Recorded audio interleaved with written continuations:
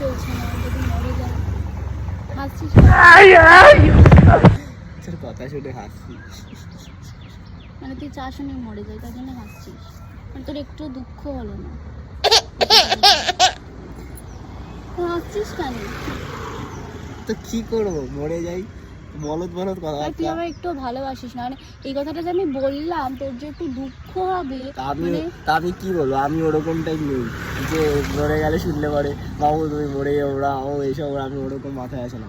মরে গেলে আমি কি করতে পারি? তুই মরে গেলে মানে আমি মরে গেলে তুই প্ল্যানিং আমাকে হয়তো তুই মারারও প্ল্যান করছিস, প্ল্যানিং এ আছিস। সত্যি মারা হয়তো কুকুর পাশে আপনি আছে, ফ্ল্যাগ লাথি মেরে ফেলে দিলাম, ফেলেছি। তুই এইটাও ভাবছিস?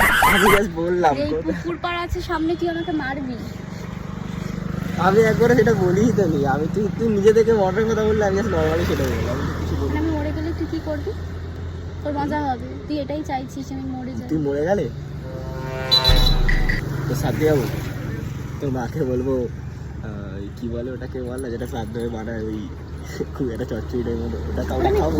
আরে কথাটা শোন, কথাটা তুই তো জিজ্ঞেস করছিস যখন অ্যান্সার শুনবি, বেকার বেকার যদি গায়ে হাত তুললে এই কাঠটা দেবে। ভালো লাগছে না। শোন আগে, খাবো ভালো করে খেয়ে তোর সামনে একটু কাঁদবো, কেঁদে 1-1.5 মাস মতো একটু শোক থাকবো, আর একটু খারাপ লাগবে, তারপরে আবার নতুন কাউকে জুটিয়ে নেবো। কি করা যেতে পারে? আমি তুই যদি মরে যাস সেটা আমার দোষ, আমি দায়ী? আমাকে ছেড়ে তুই, আমি যাবো যেতে বলেছি।